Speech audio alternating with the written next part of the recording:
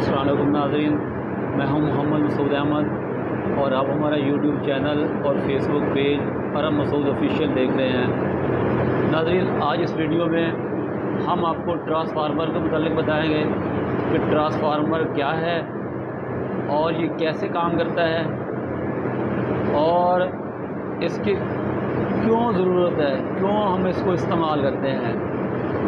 तो video start करने से पहले अगर आपने हमारा चैनल सब्सक्राइब नहीं किया तो हमारा चैनल सब्सक्राइब कर लें और हमारा फेसबुक पेज लाइक कर लें ताकि आने वाली हर नई वीडियो आसानी से आप तक पहुंच सके।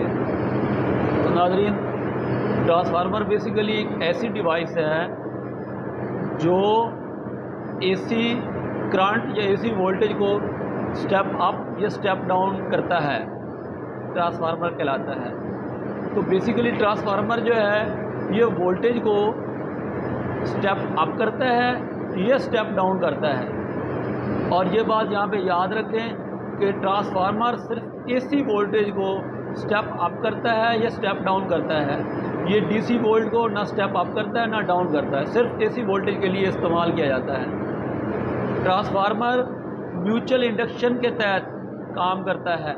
इसका जो वर्किंग प्रिंसिपल है वो फैराडे के लॉ के मुताबिक म्यूचुअल इंडक्शन के तहत ये काम करता है। अब फैराडे का लॉ क्या है कि जब एक कॉइल को, जैसे कि आप पिक्चर में दिखाया गया है, इसमें दो कॉइल्स हैं, एक प्राइमरी कॉइल है और एक सेकेंडरी कॉइल है। ये एक लैमिनेटेड कोर पे वाइंड होती हैं।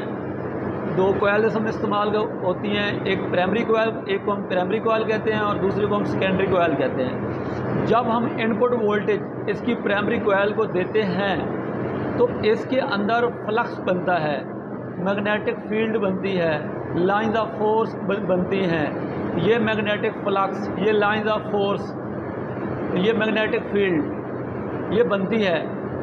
फैराडे का लॉ है कि जब कोई कंडक्टर किसी मैग्नेटिक फील्ड या लाइन ऑफ फोर्स को कट करता है तो उसमें ईएमएफ इंड्यूस होती है, तो उसमें वोल्टेज पैदा होते हैं। अब उसका दूसरा लॉ ये था कि जब ईएमएफ, जब कंडक्टर ज़्यादा लाइन ऑफ फोर्स को कट करता है तो ज़्यादा वोल्टेज उसमें पैदा होंगे, जब वो कम लाइन ऑफ फोर्स को कट करता है तो उसमें कम वोल्टेज पैदा होंगे। यही असूल है ट्रांसफार्मर का कि जब हम प्राइमरी कॉइल को सप्लाई देते हैं तो उसमें लाइन ऑफ फोर्स पैदा होती हैं, मैग्नेटिक फील्ड में मैग्नेटिक फ्लक्स पैदा होता है। जब सेकेंडरी कॉइल उसको कट करती है तो उसमें वोल्टेज पैदा होते हैं। अब स्टेप अप है तो उसकी सेकेंडरी जो है वो ज़्यादा, सेकेंडरी कॉइल ज़्यादा कट करेगी। कैसे?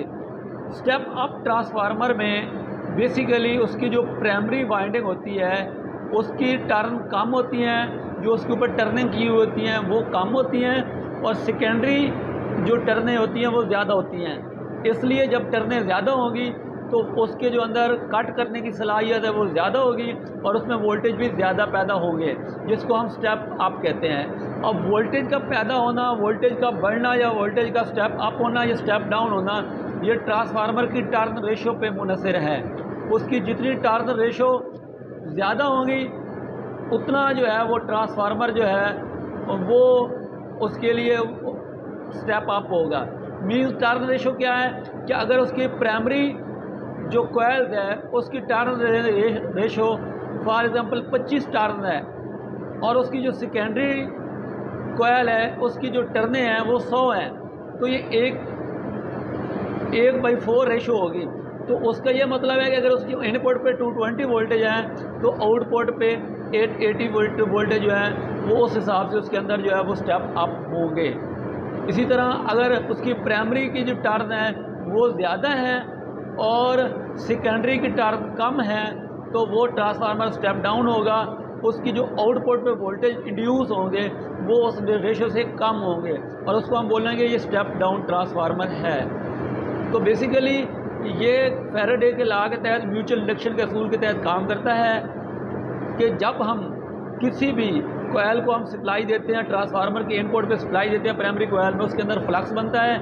सेकेंडरी कॉइल उन फ्लक्स को जब कट करती है तो उसमें वोल्टेज इंड्यूस होते हैं। जितने सेकेंडरी कोयल उसको ज़्यादा कट करेगी, उतने ज़्यादा वोल्टेज बनेंगे, जो स्टेप अप का एक एग्जांपल है। और जितनी उसकी अगर टर्न रेशो कम होगी, उसकी टर्नें कम होंगी सेकेंडरी कोयल की, तो वो फ्लक्स को कम कट करेगी, तो उसमें वोल्टेज कम इंड्यूस होंगे। तो ये हमारा स्टेप डाउन ट्रांसफार्मर कहलाएगा। तो बेसिकली ये ट्रांसफार्मर जो है ये सिर्फ एसी वोल्टेज को स्टेप अप या स्टेप डाउन करता है, ये डीसी के लिए इस्तेमाल नहीं होता। तो उम्मीद है ये आपको वीडियो इन्फॉर्मेटिव लगी होगी। अपनी राय से ज़रूर आगाह कीजिएगा। अपना ख्याल रखिएगा। अल्लाह हाफ़िज़।